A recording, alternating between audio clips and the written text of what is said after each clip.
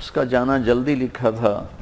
میں گیا جمعے کو ان کے ہاں، تو اس کی بیگم بہت رو رہی تھیں، وہ کہہ رہی تھیں کہ مجھے آج کل کہہ رہا تھا کہ دیکھو عائشہ میرے پاس ٹائم تھوڑا ہے، جلدی کر لو بچوں کی شادیاں، اور دیکھو تم ناراض نہ ہونا، میں نے اللہ سے اب اس کے راستے کی شہادت مانگی ہے، تو تم پریشان نہ ہونا میرے بعد، میرے بچے تمہاری خدمت کریں گے، سہیل بھائی تمہاری ضرورتوں کا خیال رکھیں گے، میں نے اللہ سے شہادت مانگی ہے.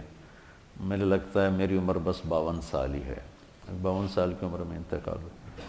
تو کہنے لگی میں نے اس سے کہا تیری ماں 75 سال کی عمر میں مری، تیرا باپ 80 سال کی عمر میں مرا، تو کیوں ابھی سے موت کر رہا ہے؟ کہتا بس مجھے لگتا ہے میرے 52 سال ہی ہیں، لہٰذا پریشان نہ ہونا میرے بعد، اللہ تمہیں ضائع نہیں کرے گا، تمہارے بچے تمہاری خدمت کریں گے، سہیل بھائی تمہاری ضرورتیں دیکھیں گے. تو میں نے اپنے اللہ سے مانگا کہ میں اس کے راستے میں اپنی جان دوں. تو کہاں سے تقدیر نے اس کو اٹھایا، امریکہ سے انگلینڈ آیا، انگلینڈ سے کراچی آیا، کراچی سے لاہور آیا. تو لاہور تھا تو سعید چلی کی جماعت میں چل رہا ہے وہاں چترال. اس کا فون آ گیا کہ میری نصرت کے لیے آؤ، سہیل کو بھی اس کو بھی. تو تیار ہو گیا، ٹھیک ہے میں آتا ہوں. اور سہیل کو بھی اس نے تیار کیا، مجھے بھی فون کیا آپ بھی چلو. تو سہیل نے بھی کہا، میں نے کہا ٹھیک ہے آپ لوگ تو چلو، میں بھی دیکھتا ہوں اگر موقع ہوا تو میں بھی چلتا ہوں آپ کے ساتھ، میں تو کبھی چترال گیا نہیں، چلو آپ کی برکت سے میرا بھی سفر ہو جائے گا. کاش آپ میں سے کوئی بچہ مجھے اس جیسے اخلاق والا مل جاتا. میں تمہارے استادوں سے کہہ رہا تم سارا دن قرآن حدیث پڑھاتے ہو، لیکن تم سب میرے سامنے میرے بچے ہو، کچھ میرے بھائیوں جیسے مولانا عبیداللہ صاحب جیسے میرے بڑا، مولانا مفتی صاحب جیسے، باقی سب تو میرے چھوٹے ہیں. میں نے کہا میں دیانتداری سے کہتا ہوں، میں تم میں وہ اخلاق نہیں، اپنے میں وہ اخلاق نہیں دیکھتا جو میں نے اس نوجوان میں وہ اخلاق دیکھے. تو سٹیج پر جب اداکار آتا ہے تو اس کے آنے کا جو وہ ہوتا ہے نا، اس کو کہتے ہیں انٹری، وہ اگر ایسی ہو کہ مجمع اثر لے لے تو پھر وہ چھا جاتا ہے. وہ آئے جواد وسیم کی طرح پیٹ نکال کے تو وہ کبھی بھی سٹیج پہ مشہور نہیں ہو سکا. تو ایک اداکار کا آنا یہ بڑا قیمت رکھتا ہے. ایک جب وہ اپنا پروگرام یا اپنا حصہ ختم کر کے جب نکلتا ہے پیچھے، ایک وہ بیچ میں کچا پکا بھی ہو جائے تو کوئی فرق نہیں پڑتا، لیکن اس کا آنا بھی ہونا چاہیے گرم جوشی کا، اور جانا بھی ہونا چاہیے گرم جوشی کا. تو پھر بیچ کا جو کچا تاثر ہے یا تھوڑا جو ڈاؤن ہوتا ہے وہ لوگ بھول جاتے ہیں. تو پھر میں وہ اس کو تشبیہ دیا کرتا تھا، میں کہا جنید تیری انٹری بڑی زبردست ہوتی ہے. مجھے اتنے لوگ فون کرتے ہیں، کبھی کوئی ایسے گرم جوشی، کبھی کسی نے مجھے اتنی گرم جوشی سے کبھی نہیں کہا مولانا مولانا مولانا، چاہے دن میں 10 دفعہ فون کرو، اسی گرم جوشی کے ساتھ بول. یہ میرے والد مرحوم میں عادت تھی کہ وہ جس کو ملتے تھے آؤ جی ایسے کر کے ملتے تھے، لوگ ساری زندگی یاد رکھتے تھے. وہ پہلی انٹری ایسی ڈالتے تھے، حالانکہ وہ بڑے غصے والے تھے، لیکن پہلی انٹری ایسے آؤ جی آؤ جی آؤ جی، تو وہ لوگ ساری زندگی یاد رکھتے. اب مجھ سے وہ ہوتا ہی نہیں ہے. ایک دفعہ ہمارا نائی، میں نے شاید پہلے بھی سنایا آپ کو، عبدالشکور مرحوم فوت ہو گیا. مجھ سے کہنے لگا مولانا صاحب توڑے دیرے آمن دی کوئی چس کوئی نہیں، آپ کے دیرے آنے کا کوئی مزہ کوئی نہیں. میں کہا کیوں؟ اچھا میں نے اس کو گھر بنوا کے دیا، اس کا سارا خرچہ میرے ذمے، اس کے بچوں کا، اس کی بیگم کا، اس کی بیماری کا، بچوں کی شادی کا، بچیوں کی شادی کا، سارا خرچہ میرے ذمے، سال کی گندم سارا میرے ذمے. میرے باپ نے ایسا کبھی نہیں کیا تھا، شاید کبھی 5-10 روپے دیتے ہو میں نے اس توتے کے دن، اور یہ سارا کچھ میں کر رہا ہوں. اور اب اس کے مرنے کے بعد بھی اس کا وظیفہ اسی طرح چل رہا ہے، میں نے اس کو بند نہیں کیا. لیکن گرم جوشی اور ٹھنڈے پن کا کتنا اثر ہوتا ہے. کہنے لگا مولانا صاحب توڑے دیرے آمن دی چس کوئی. میں کیوں؟ کہ جب میاں صاحب ہوندے ہیں یعنی میرے والد، تو جو ہی میں گیٹ پہ آتا تو دور سے کہتے آؤ بھائی عبدالشکور آ گیا، ایتھنا دے ہاتھ ہوندے ہیں آؤ بھائی عبدالشکور آ گیا. او بشیر یا 2 بندیاں دی روٹی لے آ. کھاتا زیادہ تھا تو کہ 2 بندیاں دی روٹی لے آ. تو اس کو 2 کی بجائے، میرے باپ کا پروٹوکول کیا تھا، 2 کی بجائے 4 روٹیاں، اور ایک یاؤ بھائی یاؤ بھائی. میں یہ نہیں کر سکا، ٹھیک ہے. اور میں نے کیا کیا میں نے آپ کو بتا دیا ہے. اب وہ سارا اس نے 0 کر دیا، اور میرے باپ کا یوں ملنا اس نے 100 کر دیا، اور کہنے لگا تواڈے کول آویدا ملن واسطے منہ تواڈا ایدے ہوندا مسافر تسی ایدے کر دیو، تانوں کی ملنا. اس کو یہ دیکھو میری ساری خدمت اس نے کیسے 0 کر دی. یہ توجہ فرمانی ہوتا. توجہ کہاں سے ہے؟ وجہ، چہرہ میری طرف کرو، چہرہ توجہ اپنے چہرے کو میری. اس لیے تو میرے نبی اذا التفت التفت جمیعا، یوں نہیں کرتے تھے، یوں نہیں کرتے، یوں کرتے تھے پورا، اور یوں ہوتے تھے پورا. ایسے نہیں ہوتا تھا کہ یہ اتنا اثر ڈالتا ہے کہ میری اتنی خدمات اس نے ایسے کر دی. اور صرف میرے باپ کا یوں کرنا اس نے 100 کر دی. یہ جنید میں صفت تھی. کوئی انکار نہیں، ہر وقت بشاشت. کروڑوں روپے کماتا تھا اور 1 روپے کی زکوٰۃ فرض نہیں. ایسے دیتا تھا، ایسے دیتا تھا، ایسے ایسے. ہر وقت اس کی جیب سے ایسے نکلتے تھے اور اپنی بیگم سے کہا ابھی کہ دیکھو مجھے لگتا ہے میرا وقت قریب آ چکا ہے، تو میرے بعد ہاتھ نہ روکنا، اللہ کے واسطے خرچ کرتے رہنا، ہاتھ نہ روکنا. تو بچوں بڑا صدمہ دے کر گیا ہے. میں کہہ رہا تھا ایک شعر ہے بڑا پرانا گھسا پٹا سا، ہر کوئی اپنے مردے پر فٹ کر دیتا ہے، لیکن مجھے پہلی دفعہ یہ شعر بڑا وزنی نظر آیا اور بڑا بھرپور نظر آیا.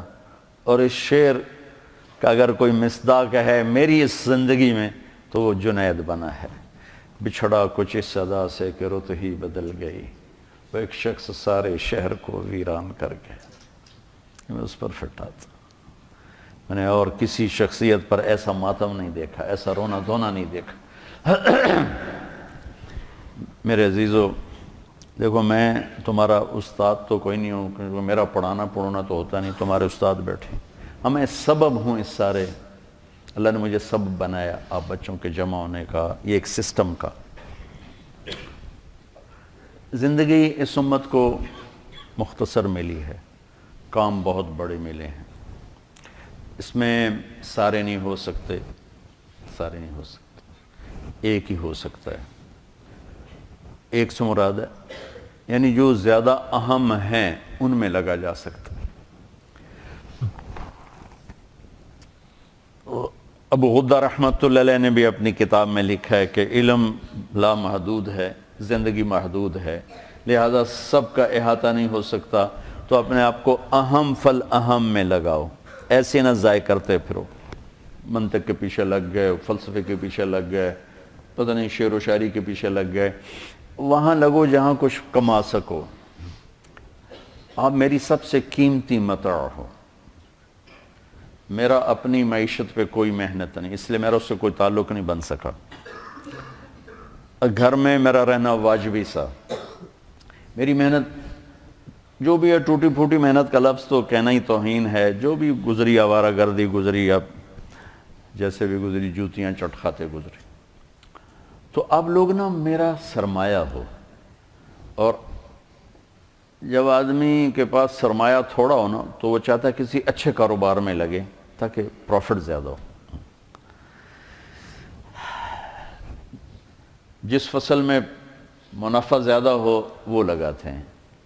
بازار میں جو سودا زیادہ بکتا ہو وہ رکھتے ہیں. تو جنید کی موت نے پھر میرے پر تبلیغ کی ہیبت طاری کر دی کہ ایسے ہیرے لاکھوں کروڑوں پڑے ہوئے ہیں. خانقاہ والے چل کے نہیں جاتے، مدرسہ والے چل کے نہیں جاتے، تبلیغ والے چل کے جاتے، جو انبیاء کی سنت. جو انبیاء کا شیوا ہے کہ گالیاں کھا کے پھر دستک دینا، یوں بیٹھنے والوں کو سنانا، اصابعہم فی آذانہم اور واستغشوا ثیابہم، کون سنائے گا؟ کسی میں طاقت ہے؟ اللہ کے بندے نوح علیہ السلام نے 950 سال ایسی قوم کو سنایا، تو اللہ نے تحفہ کیا دیا؟ کل عالمین کو چھوڑ کر آپ کو سلام پیش کرتا ہے آپ کا رب۔ بے طلبوں میں جانا، ایسے ہیروں کو ڈھونڈنا۔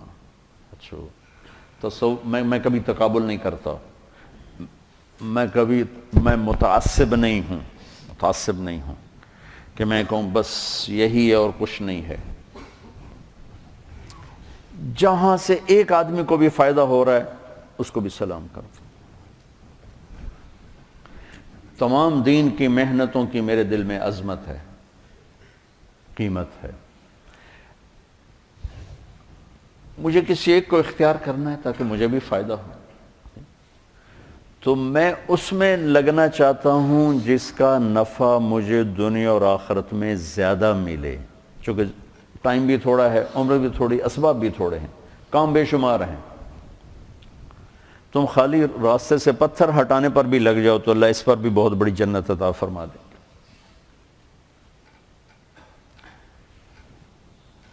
ایک واقعہ یاد آیا، ایک غلام جیلانی برق مرحوم تھے، پہلے تو وہ پرویزی ٹائپ تھے، پھر مولانا زید الحسانی رحمۃ اللہ علیہ کی صحبت کی تو فیل اللہ نے ان کو توبہ کی توفیق بخشی، تو بہت بڑے ادیب تھے، قلم کے بادشاہ تھے۔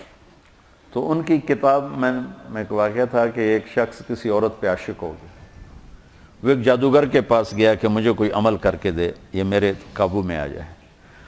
اس نے کہا جاؤ پہلے 40 دن اللہ کی نافرمانی کرو، کوئی کام نیکی کا مت کرو حتیٰ کہ تیرا دل سیاہ ہو جائے، پھر میرا جادو اثر کرے گا۔ تو وہ نفس میں وہ کیا ہے، بیس العبد عبد ہون یضلہ، وہ ہے سب سے بڑا غلام، گندا غلام جس کو خواہش کھینچ رہی ہو۔ وہ کرتا رہا، 40 دن کے بعد اس نے آ کر کہا کہ میں نے کر دیا، اس نے عمل کیا، اثر نہیں ہوا۔ وہ کہنے لگا مجھے تو نہ خدا ہے ملا نہ وصال صنم، میرے تو دو میں گلنا گئی ہیں، تو میرے نال کی کیتا ہے؟ وہ کہنے لگا ادھر بیٹھ جا، سوچ 40 دن میں کوئی نیک کام کیا؟ کہنے لگا کوئی نہیں کیا۔ کہ میں نہیں مانتا، یہ ہو ہی نہیں سکتا، تو یہاں بیٹھ سوچ کوئی 40 دن میں نیک کام کیا؟ وہ سوچتے کہنے لگا اور تو کچھ بھی یاد نہیں، جا رہا تھا راستے میں پتھر پڑا تھا، میں نے ایک طرف کر دیا کسی کو ٹھوکر نہ لگی۔ تو جادوگر کی ہائے نکلی کہ لعنت ہے تجھ پر کہ تو ایسے کریم رب کا نافرمان ہونا چاہتا ہے جس نے ایک چھوٹی سی نیکی پر تیرے ایمان کو سلامت رکھا۔ کہ میرا جادو چلتا ہی اس وقت ہے جب ایمان رخصت ہو جائے، تو توبہ کر اور میں کلمہ پڑھتا ہوں۔ اس لیے میری نظر میں دین کے کسی کام کا استخفاف نہیں، لیکن کیا فرض اور واجب برابر ہیں؟ بولو، واجب اور سنت برابر ہیں؟ سنت اور سنت غیر موقدہ برابر ہیں؟ نفل اور سنت برابر ہیں؟ تو میرے عزیزو، اس وقت جس جگہ تم طاقت لگا کے دنیا اور آخرت میں بہت بڑی کمائی کر سکتے ہو وہ تبلیغ ہے۔ اگر آپ دائیں بائیں کوئی ذکر میں چل پڑا، کوئی کتابیں لکھنے میں چل پڑا، یہ سارے میں سلام کرتا ہوں، واللہ میرے دل میں کسی کی کمی نہیں، یہ کلن علی خیر، کلن علی خیر۔ تو میں چاہتا ہوں اپنی طاقت تبلیغ میں لگاؤ، تبلیغ